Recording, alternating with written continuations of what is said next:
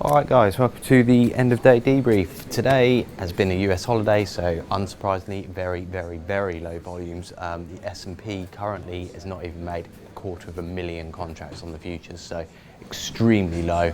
Bunds again very low as well, about 300,000 traded, so very low volume moves. As expected, not a great deal going on today. So we'll start off with a little bit of fundamentals. If I can just move the board. There we go, we moved across. Fundamental news. Main thing, we've been watching this, and this is a poll that comes out every day, so you do want to be keeping an eye on it. Le Pen is getting closer and closer to her opponents. This was Friday's poll at the top, and we can see that if she has a runoff, 57 to 43 against Fillon. Coming to today, it's narrowing to 56 to 44 as well, same against Macron if she ends up in a runoff there. So it is looking like Le Pen, whilst is likely to be beaten if she gets through the first round, it's highly likely she will get through this round, and then all of a sudden, yes, she may be beaten, but there's always that chance she won't if she can get through. So it's looking more and more likely she's getting through, and the fact that these polls are narrowing further and further is going to soon, or is continuing if we see this trend going, to create a bit of a trade. And that's where we're seeing that weakness in the oats. We're seeing oat yields rising, we're seeing the spread against buns widening. Kraft Heinz deal, that has been called off currently. The deal was for 143 billion to buy Unilever. Keep your eyes on this. Whilst they've said that the deal is dead, it could always come back. That's where your trade is. Trade obviously in the FTSE is going to be quite a big one. Remember, Unilever is also listed in Holland as well, so it is quite a European company as much as just the UK. And that's why there's an interesting article on the FT about the fact it was nothing to do with the weak pound. The weak pound's increased Unilever share prices, so actually in terms of currencies you're not that much better off because of the increase in the Unilever price. Last thing today, and this slightly goes against the polls that we saw this morning, French police are now searching Le Pen's headquarters relating to parliamentary assistant jobs, something that we saw recently regarding Fillon as well. So it seems these scandals, investigations are ongoing. It just puts a bit of doubt on her legitimacy.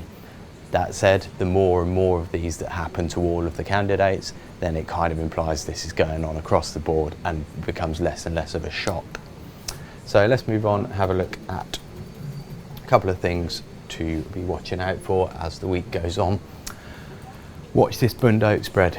We made quite a big move up towards the end of Jan, came back a bit, and we're now once again moving higher.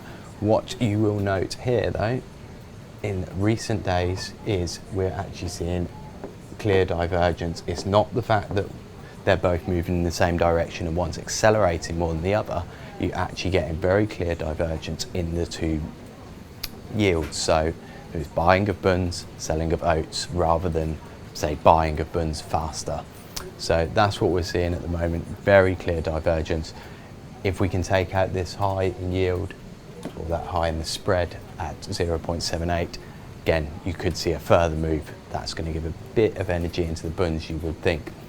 I know I talked about oil last week. We are still sitting in this wedge. We are seeing volume dip off as well. Now, the reason I'm saying watch out for this, and I feel like a bit of a broken record I have for the last 2 weeks, and watch out for the oil, is because of the US holiday. We're going to see more volume come back in tomorrow. You will see a spike in volume, so technically it does look a little bit more like there could be a move. So watch out for the oil tomorrow, watch out for that volume coming back, and potentially a break of this wedge. But we have spoke about that before, it doesn't seem to want to be coming. So let's move on.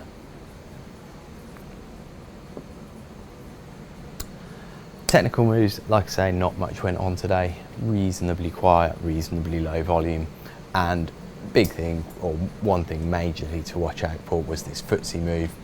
FTSE was showing quite a bit of weakness today. That's obviously because of Kraft. You can see the move on Friday in Kraft share prices huge move up, dwarfed any of the recent ranges. And we've then gapped a long way down on the open down here. So we've seen a lot of take back there. That has added to weakness in the FTSE, and if you look at it compared to the DAX, FTSE's stayed very much in last week's range. The DAX sitting right at the high of it. So obvious strength there. This is a play you could have been looking at all day long. You had a very clear reason for it, and it is what we've seen. So it's that little bit of weakness in the FTSE, but again, on low volume. And we shall wait and see if this move back into range now from last week in the FTSE makes its way back to the other side of range. So let's move on to hypotheses. This is what I was looking at this morning. I know I wasn't on the actual stream this morning, but this is the kind of thing I was looking at this morning. What we had on Friday, we had a very strong move up in the bunds. First thing that I'm thinking after that type of move is we're going to see a bit of consolidation. You don't always get markets that just trend higher and continue to trend higher and higher and higher, particularly in this P-shaped formation. It wasn't a full-on trend day. We saw shorts getting forced out, and that's what moved the market higher very quickly and then balanced for the rest of the day. So you've got this P-shaped formation that's telling you that the market is not necessarily going to just trend and trend again. So what are you thinking there? First thing is you're going to balance and you're going to hold this vacuum. So these single prints down here at 19s. That was the first test very early on in the morning, within the first half hour. We once again, tellingly, in the cash hours, tested back to 19s, could not break the low. You had a very tight stop on that trade if you were buying those single prints, and we did get the rotation higher. Target on a trade like this, I look back towards the previous day's VPOC. Something I always look at, very prominent VPOCs will usually be retested, and that's exactly what we saw. Gives you a good clear target. You've got a very tight stop back into the single prints, particularly with the low made early on. So that was the trade I was looking for. The converse to that, which didn't work out, was if you do start dropping into these single prints, you've got quite a lot to fill. There's not much volume done on this whole move up here, and so that is going to take you for a move lower, and that would have resulted in a move more like this, and a move down. Your target would have been back towards those 86s. That was last week's VPOC, so back towards 86s would have been the target if we'd got into the singles. If we sort of tested down, failed to get back into yesterday's value, that's the kind of move you'd have been looking for. Didn't see it. We saw this balancing out. Tomorrow is now a case of, can we actually move forward? Can we continue this move higher, break this wedge, this trend line that I will show you on a daily in a moment, that I think is quite a key area and could see the bund getting a bit of a further bid, particularly after 2 days of consolidation. So let's go and have a look at that. Here we go. This is what I'm looking for this week. You've got bund on the yields has broken quite a key uptrend. This trend has been coming in since September last year. Decent trend, and we broke on Friday on this move down. We consolidated below it today. Now obviously this is going to be your first area of support. Get through that, then you're going to be looking down towards 24 basis points and the 38% retracement. So 24, 25 basis points where we're going to be looking, currently trading at 30.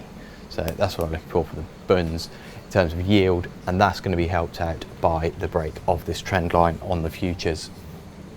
Get the breakthrough there, then you've got quite a clear target. You've got these 3 days that broke down.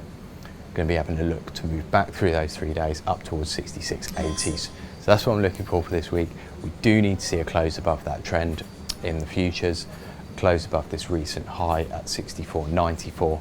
If we get that, then I think the move is on, and that's going to give quite a decent little move up. Looking at nearly a 2-point move. Whether it does it in the week or over a little bit of a longer period, we should wait and see, but that's going to be a big target.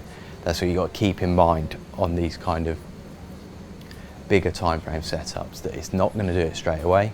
We're going to grind up there, or we could do it quickly, but just have those bigger targets in mind of where the market needs to get to. So that's what I'll be looking for the rest of this week in the bunds. see if we can get that break. Remember, you've got the spread with the oats as well, so it's all sort of giving a little point in that direction. However, if we see Le Pen starting dropping out of the race, that could see those spreads come back and perhaps negate this trade in the Bund. So that's what we're looking at for this week. Got any further questions, do drop us a line, visit the website axiafutures.com, drop us an email, info@axiafutures.com. Also follow us on Twitter @axiafutures.com.